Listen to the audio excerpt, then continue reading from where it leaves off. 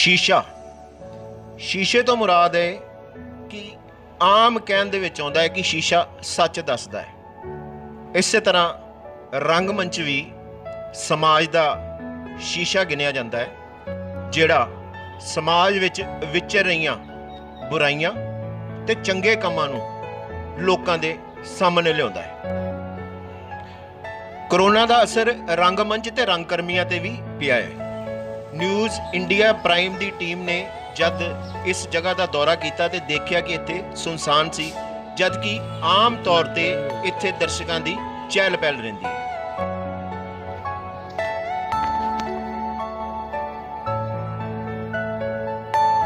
Are you all my personal dreams?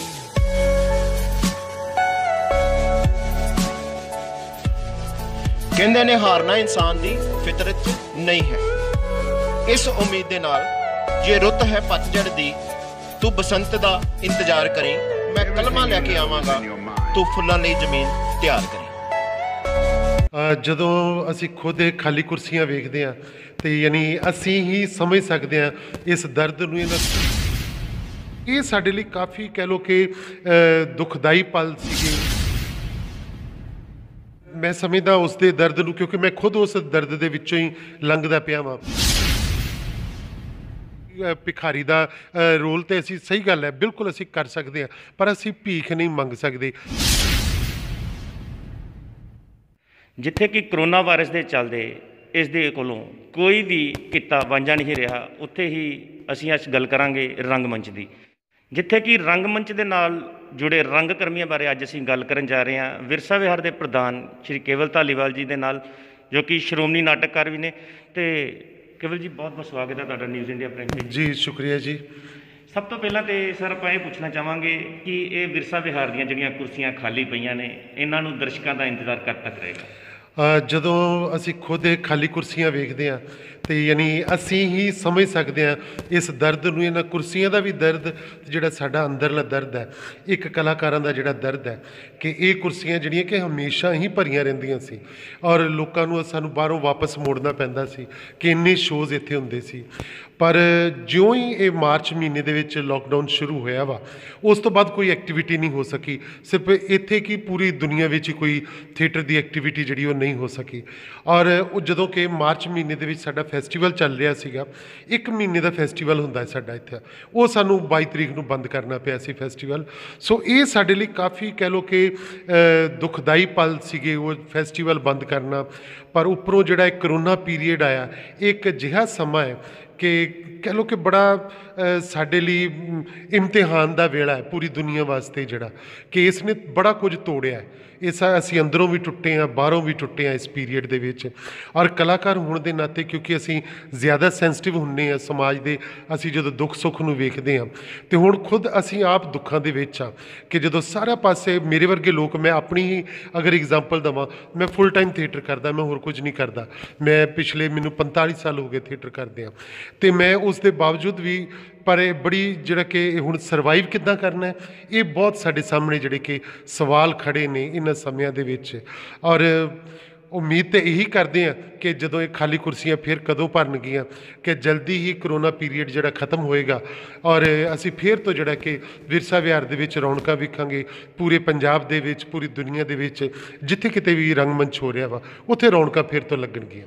ਜਿਸ ਤਰ੍ਹਾਂ ਕਿ ਕੇਵਲ ਜੀ ਤੁਸੀਂ ਪ੍ਰਧਾਨ ਵੀ ਹੋ ਵਿਰਸਾ ਵਿਹਾਰ ਦੇ, ਸ਼੍ਰੋਮਣੀ ਨਾਟਕਕਾਰ ਵੀ ਹੋ, ਅਤੇ ਕਾਫੀ ਸਾਰੇ ਜਿਹੜੇ ਰੰਗ ਕਰਮੀ ਨੇ ਤੁਹਾਡੇ ਨਾਲ ਜੁੜੇ ਨੇ, ਉਹਨਾਂ ਦਾ ਜਿਹੜਾ ਦਰਦ ਆ ਕਿਤੇ ਨਾ ਕਿਤੇ ਵਾਜਬ ਹੈ ਕਿ ਉਹ ਤੁਹਾਡੇ ਤੱਕ ਪਹੁੰਚਾਉਣ, ਕਿਉਂਕਿ ਉਹ ਤੁਹਾਡੇ ਨਾਲ ਜੁੜੇ ਨੇ। ਕਿਉਂਕਿ ਬਿਲਕੁਲ ਜਿਹੜੇ ਸ਼ੋਜ਼ ਨੇ ਉਹ ਬੰਦ ਹੋ ਚੁੱਕੇ ਨੇ ਕਰੋਨਾ ਦੇ ਚੱਲਦਿਆਂ। ਤੁਹਾਨੂੰ ਪਤਾ ਹੀ ਹੈ ਥੀਏਟਰ ਦੀ ਹਰ ਇੱਕ ਫੀਲਡ ਦੇ ਵਿੱਚ ਜਿੰਨੇ ਵੀ ਜਿਹੜੇ ਆਰਟਿਸਟ ਨੇ ਉਹ ਬਿਲਕੁਲ ਇਸ ਵੇਲੇ ਘਰ ਬੈਠੇ ਨੇ। ਉਹਨਾਂ ਦਾ ਜਿਹੜਾ ਦਰਦ ਆ, ਉਹਨਾਂ ਦੇ ਬਾਰੇ ਤੁਸੀਂ ਕੀ ਕਹਿਣਾ ਚਾਹੋਗੇ? ਦੇਖੋ, ਇਹ ਮੈਂ ਸਮਝਦਾ ਉਸ ਦੇ ਦਰਦ ਨੂੰ, ਕਿਉਂਕਿ ਮੈਂ ਖੁਦ ਉਸ ਦਰਦ ਦੇ ਵਿੱਚੋਂ ਹੀ ਲੰਘਦਾ ਪਿਆ ਵਾਂ ਕਿ ਬਹੁਤ ਸਾਰੇ ਕਲਾਕਾਰ ਨੇ ਜਿਹੜੇ ਸਿਰਫ ਜਿਨ੍ਹਾਂ ਦਾ ਰੁਜ਼ਗਾਰ ਹੀ ਥੀਏਟਰ ਹੈ ਨਾ, ਅਤੇ ਥੀਏਟਰ ਵਾਲੇ ਜਿਹੜੇ ਕਿ ਉਹ ਹੁਣ ਬਿਲਕੁਲ ਵਿਹਲੇ ਹੋ ਕੇ ਬੈਠੇ ਆ।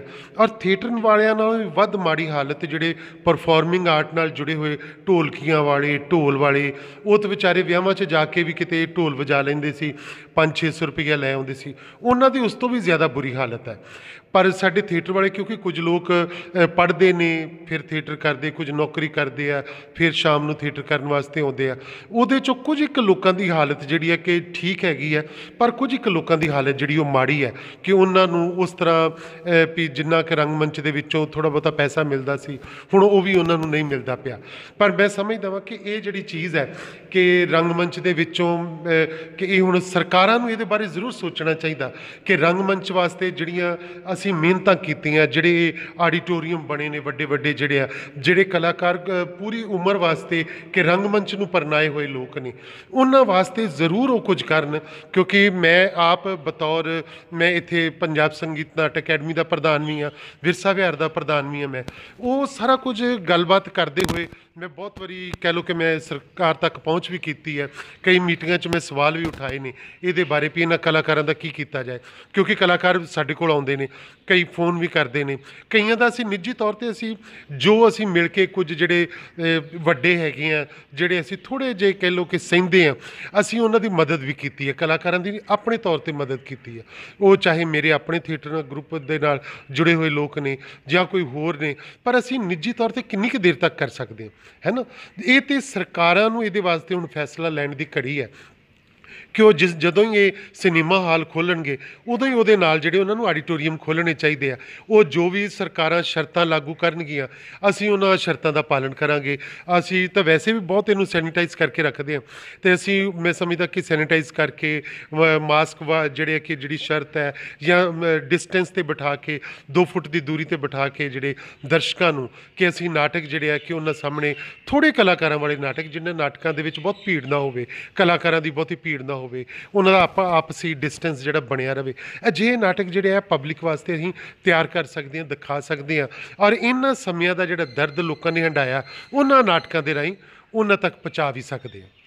ਅਤੇ ਕੇਵਲ ਜੀ, ਜਿਸ ਤਰ੍ਹਾਂ ਕਿ ਸਰਕਾਰ ਨੇ ਇੱਕ ਹਦਾਇਤਾਂ ਦਿੱਤੀਆਂ ਸੀ ਵੀ ਗਾਈਡਲਾਈਨ ਜਿਹੜੀਆਂ ਨੇ ਸਰਕਾਰ ਵੱਲੋਂ ਆਈਆਂ ਨੇ, ਉਹਨਾਂ ਦਾ ਪਾਲਣ ਕਰਦੇ ਹੋਏ ਤੁਸੀਂ ਕਰਦੇ ਹੋ, ਲੇਕਿਨ ਕਿਤੇ ਨਾ ਕਿਤੇ ਇਹ ਗੱਲ ਤੁਹਾਡੇ ਵੀ ਜ਼ਿਹਨ 'ਚ ਆਏਗੀ ਕਿ ਬੱਸਾਂ ਜਿਹੜੀਆਂ ਨੇ ਉਹ ਪੂਰੀਆਂ ਸਵਾਰੀਆਂ ਦੇ ਨਾਲ ਭਰ ਕੇ ਜਾ ਸਕਦੀਆਂ, ਲੇਕਿਨ ਇੱਕ ਆਡੀਟੋਰੀਅਮ ਹੈ ਜਿਹੜਾ, ਉਹਦੇ ਵਿੱਚ ਲੋਕ ਜਿਹੜੇ ਨੇ ਉਹ ਇਕੱਠੇ ਨਹੀਂ ਬੈਠ ਸਕਦੇ। ਉਹਦੇ ਬਾਰੇ ਕੀ ਕਹਿਣਾ ਚਾਹੋਗੇ? ਬਿਲਕੁਲ, ਇਹ ਤੁਹਾਡਾ ਸਵਾਲ ਬਿਲਕੁਲ ਜਾਇਜ਼ ਹੈ। ਇਹ ਅਸੀਂ ਆਪਣੇ ਆਪ ਵਿੱਚ ਵੀ ਸੋਚਦੇ ਹਾਂ ਕਿ ਸਿਰਫ ਬੱਸਾਂ ਦੇ ਵਿੱਚ ਹੀ ਕਿਉਂ, ਤੁਸੀਂ ਜਿੰਨੇ ਧਾਰਮਿਕ ਅਦਾਰੇ ਆ ਉਹਨਾਂ 'ਚ ਜਾ ਕੇ ਵੇਖੋ, ਕਿਸੇ ਗੁਰਦੁਆਰੇ 'ਚ, ਕਿਸੇ ਮੰਦਿਰ ਵਿੱਚ, ਕਿਸੇ ਹੋਰ ਜਗ੍ਹਾ ਦੇ ਉੱਤੇ, ਉੱਥੇ ਕਿੰਨੀ ਭੀੜ ਹੁੰਦੀ ਹੈ ਨਾ। ਉੱਥੇ ਲੋਕ ਨਾਲ ਜੁੜ ਕੇ ਤੁਰ ਰਹੇ ਹੁੰਦੇ ਆ, ਉਹਨਾਂ ਨੂੰ ਰੋਕਣ ਵਾਲਾ ਕੋਈ ਨਹੀਂ ਹੈ।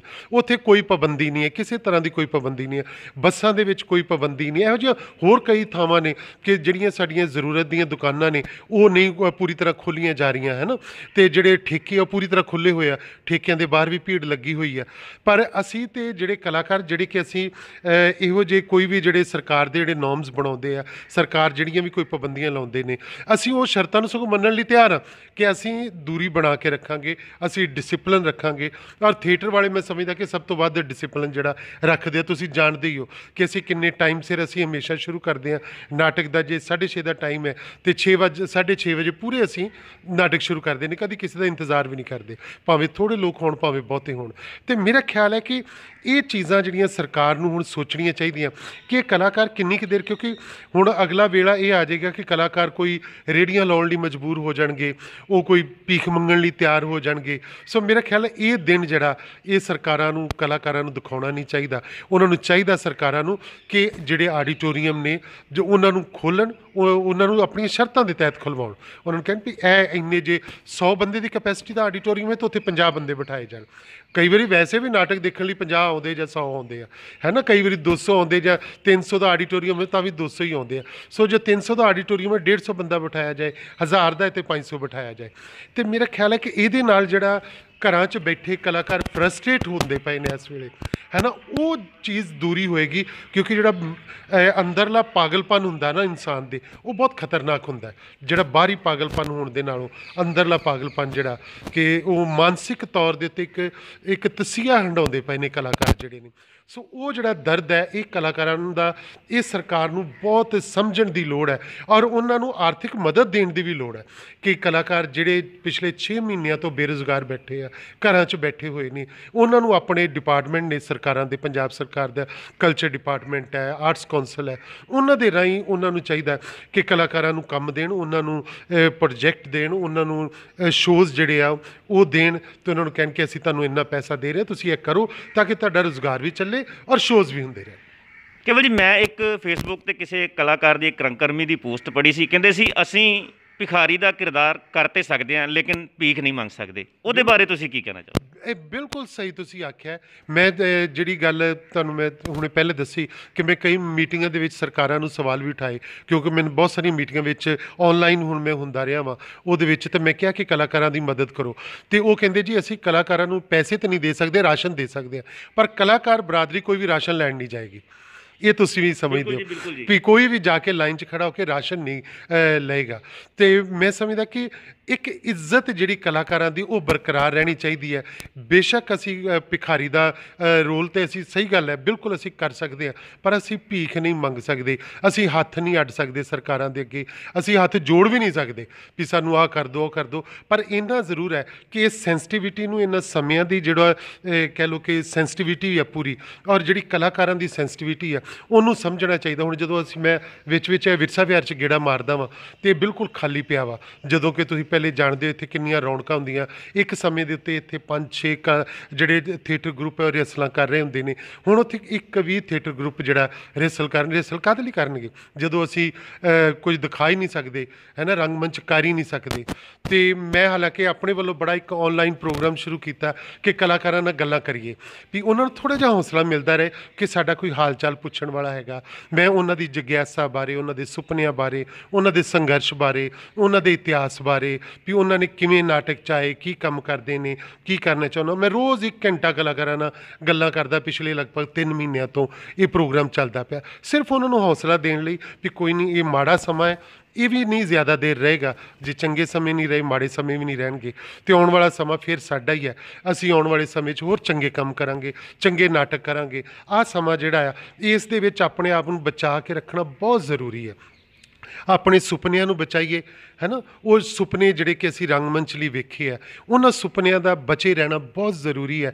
ਅਸੀਂ ਨਵੇਂ ਨਾਟਕ ਲਿਖੀਏ, ਨਵਾਂ ਸਾਹਿਤ ਪੜ੍ਹੀਏ ਇਹਨਾਂ ਦਿਨਾਂ 'ਚ, ਇਹ ਬਹੁਤ ਵੱਡੀ ਗੱਲ ਹੈ, ਤਾਂ ਕਿ ਅਸੀਂ ਜਿਹੜੀ ਸਾਡੀ ਕ੍ਰੀਏਟਿਵਿਟੀ ਆ ਉਹ ਮਰੇ ਨਾ, ਉਹ ਜ਼ਿੰਦਾ ਰਹੇ।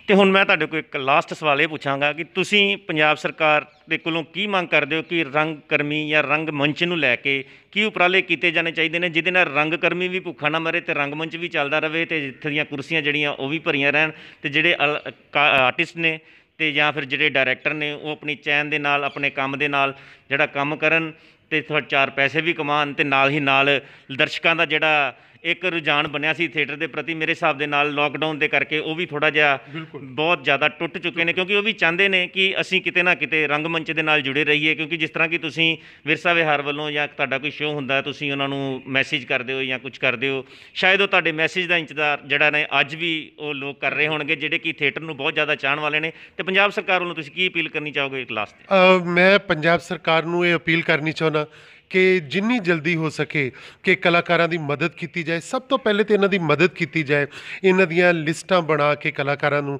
ਉਹਨਾਂ ਨੂੰ ਘਰਾਂ ਦੇ ਵਿੱਚ ਜਿਹੜੀ ਕਿ ਸਹਾਇਤਾ ਪ੍ਰਦਾਨ ਕੀਤੀ ਜਾਏ, ਜਿਹੜੇ ਬਿਲਕੁਲ ਬੇਰੁਜ਼ਗਾਰ ਹੋ ਗਏ, ਬਿਲਕੁਲ ਵਿਹਲੇ ਬੈਠੇ ਹੋਏ ਨੇ। ਔਰ ਉਹਦੇ ਨਾਲ ਨਾਲ ਮੈਂ ਚਾਹੁੰਦਾ ਵਾਂ ਕਿ ਇਹਨਾਂ ਦਾ ਜਿਹੜੀ ਕਿ ਇੱਕ ਕੋਈ ਪਾਲਿਸੀ ਤਿਆਰ ਕੀਤੀ ਜਾਏ, ਇਹਨਾਂ ਦੀ ਬੀਮਾ ਪਾਲਿਸੀ ਤਿਆਰ ਕੀਤੀ ਜਾਏ ਕਿ ਜੇਕਰ ਅਜਿਹੇ ਪੀਰੀਅਡ ਦੇ ਵਿੱਚ ਕਲਾਕਾਰਾਂ ਦੇ ਨਾਲ ਕੋਈ ਮਾੜੀ ਘਟਨਾ ਵਾਪਰ ਜਾਂਦੀ ਹੈ ਤੇ ਉਹਨਾਂ ਦਾ ਕੋਈ ਅਜਿਹਾ ਬੀਮਾ ਹੋਇਆ ਹੋਣਾ ਚਾਹੀਦਾ ਵਾ ਜਿਹਦੇ ਨਾਲ ਜਿਹੜਾ ਕਿ ਉਹਨਾਂ ਨੂੰ ਕੋਈ ਮਦਦ ਮਿਲ ਸਕੇ, ਉਹ ਬਿਮਾਰ ਹੋਣ ਦੀ ਹਾਲਤ ਵਿੱਚ ਜਾਂ ਕਿਸੇ ਤਰ੍ਹਾਂ ਦੀ ਕੋਈ ਪ੍ਰੋਬਲਮ ਆਉਣ ਦੀ ਹਾਲਤ ਵਿੱਚ। ਸੋ ਮੈਂ ਸਰਕਾਰ ਕੋਲੋਂ ਇਹ ਉਮੀਦ ਕਰਦਾ ਵਾਂ ਕਿ ਜਿਹੜੇ ਕਲਾਕਾਰ ਨੇ, ਜਿਹੜੇ ਬੇਰੁਜ਼ਗਾਰ ਬੈਠੇ ਨੇ, ਉਹਨਾਂ ਨੂੰ ਜਿਹੜੇ ਹੈ ਕਿ ਜਲਦ ਤੋਂ ਜਲਦ ਜਿਹੜੇ ਆਡੀਟੋਰੀਅਮ ਖੋਲ੍ਹ ਕੇ ਉਹਨਾਂ ਦੇ ਵਿੱਚ ਆਪਣੀਆਂ ਸ਼ਰਤਾਂ ਦੇ ਨਾਲ ਜਿਹੜੇ ਆ ਕਿ ਤੁਸੀਂ ਇਹ ਲਾਗੂ ਕਰੋ, ਆਪਣੇ ਜੋ ਵੀ ਕਾਨੂੰਨ ਉਹਨਾਂ ਦਾ ਬਣਦਾ ਹੋਵੇਗਾ, ਜੋ ਵੀ ਉਹਨਾਂ ਦੀਆਂ ਹਦਾਇਤਾਂ, ਉਹਨਾਂ ਨੂੰ ਕਲਾਕਾਰ ਉਹਦੀ ਪਾਲਣਾ ਕਰਨਗੇ, ਸੋ ਉਸ ਨੂੰ ਲਾਗੂ ਕਰਨਗੇ। ਸੋ ਮੈਂ ਸਮਝਦਾ ਕਿ ਕਲਾਕਾਰਾਂ ਨੂੰ ਜਿਹੜੇ ਸ਼ੋਜ਼ ਹੈ ਉਹਨਾਂ ਦੀ ਪੇਮੈਂਟ ਵੀ ਦਿੱਤੀ ਜਾਣੀ ਚਾਹੀਦੀ ਆ, ਉਹਨਾਂ ਨੂੰ ਸਪਾਂਸਰ ਕੀਤਾ ਜਾਣਾ ਚਾਹੀਦਾ, ਤਾਂ ਜੋ ਕਲਾਕਾਰ ਜਿਹੜੇ ਇੱਕ ਵਾਰੀ ਫਿਰ ਤੋਂ ਉਹਨਾਂ ਦੇ ਚਿਹਰੇ ਜਿਹੜੇ ਖਿੜ ਸਕਣ ਅਤੇ ਘਰਾਂ 'ਚ ਬੈਠੇ ਜਿਹੜੇ ਦਰਸ਼ਕ ਨੇ ਉਹ ਉਡੀਕਦੇ ਪਏ ਨੇ ਕਿ ਰੰਗਮੰਚ ਜਿਹੜਾ, ਕਿਉਂਕਿ ਲਾਈਵ ਪਰਫਾਰਮੈਂਸ ਇਹਦੇ ਨਾਲ ਦਾ ਮਜ਼ਾ ਹੋਰ ਕਿਤੇ ਨਹੀਂ ਆ ਸਕਦਾ। ਸੋ ਅਸੀਂ ਦਰਸ਼ਕਾਂ ਨੂੰ ਵੀ ਜਿਹੜੇ ਪਿਛਲੇ 6 ਮਹੀਨਿਆਂ ਦਾ ਇਕਾਂਤਵਾਸ ਹੰਢਾਉਂਦੇ ਪਏ ਨੇ, ਉਹਦੇ ਤੋਂ ਵੀ ਅਸੀਂ ਉਹਨਾਂ ਨੂੰ ਜਿਹੜਾ ਥੋੜ੍ਹਾ ਰਿਲੈਕਸ ਕਰ ਸਕੀਏ। ਕੇਵਲ ਜੀ, ਨਿਊਜ਼ ਇੰਡੀਆ ਪ੍ਰਾਈਮ ਦੀ ਟੀਮ ਦੇ ਨਾਲ ਗੱਲ ਕਰਨ ਲਈ ਤੁਹਾਡਾ ਬਹੁਤ-ਬਹੁਤ ਸ਼ੁਕਰੀਆ। ਬਹੁਤ ਸ਼ੁਕਰੀਆ ਨਿਊਜ਼ ਇੰਡੀਆ ਦਾ, ਤੁਹਾਡਾ ਸਾਰਿਆਂ ਦਾ ਬਹੁਤ ਸ਼ੁਕਰੀਆ। ਤੇ ਇਹ ਸਨ ਸ਼੍ਰੋਮਣੀ ਨਾਟਕਕਾਰ ਤੇ ਵਿਰਸਾ ਵਿਹਾਰ ਦੇ ਪ੍ਰਧਾਨ ਸ਼੍ਰੀ ਕੇਵਲ ਧਾਲੀਵਾਲ ਜੀ, ਜਿਨ੍ਹਾਂ ਨਾਲ ਅਸੀਂ ਗੱਲ ਕੀਤੀ ਤੇ ਉਹਨਾਂ ਨੇ ਦੱਸਿਆ ਕਿ ਰੰਗ ਕਰਮੀਆਂ ਬਾਰੇ ਪੰਜਾਬ ਸਰਕਾਰ ਨੂੰ ਵੀ ਕੋਈ ਨਾ ਕੋਈ ਕਦਮ ਉਠਾਉਣਾ ਚਾਹੀਦਾ, ਤਾਂ ਉਹਨਾਂ ਦੇ ਬੀਮੇ ਕਰਨੇ ਚਾਹੀਦੇ ਨੇ ਜਾਂ ਉਹਨਾਂ ਦੀ ਕੋਈ ਮਾਲੀ ਮਦਦ ਕਰਨੀ ਚਾਹੀਦੀ ਹੈ, ਤਾਂ ਕਿ ਉਹ ਆਪਣਾ ਜਿਹੜਾ ਰੁਜ਼ਗਾਰ ਬੰਦ ਹੋ ਚੁੱਕਾ ਵਾ ਉਸ ਨੂੰ ਚਲਾਉਣ ਦੇ ਵਿੱਚ ਸਮਰਥ ਰਹਿਣ। ਕੈਮਰਾਮੈਨ ਕਰਨਜੀਤ ਦੇ ਨਾਲ ਰਾਜੀਵ ਸ਼ਰਮਾ ਦੀ report, news India prime, Amritsar.